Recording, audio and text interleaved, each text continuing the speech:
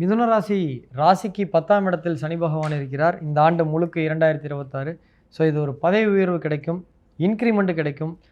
ஏதாவது தொழில் சம்பந்தமாக வேலை சம்பந்தமான வழக்குகள் இருந்தால் அது வெற்றி கிடைக்கும். வீடு வாங்கக்கூடிய அமைப்பு கிடைக்கும்.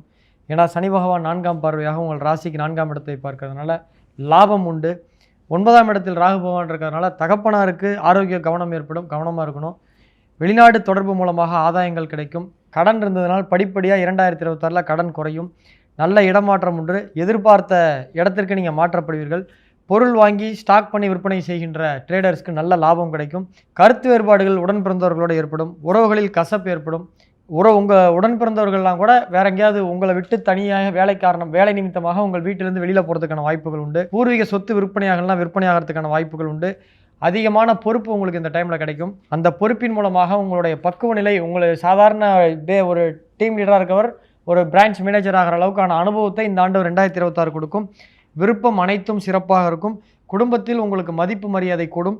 குடும்பத்தோடு சேர்ந்து கணவன் மனைவி பிள்ளைகளோடு சேர்ந்து அம்மா அப்பாவெல்லாம் கூட்டிகிட்டு ஒரு ஃபேமிலி டூர் போகிறதுக்கான வாய்ப்புகள் உண்டு. உங்கள் குழந்தைகள் மூலமாக உங்களுக்கு பெருமை ஏற்படும்.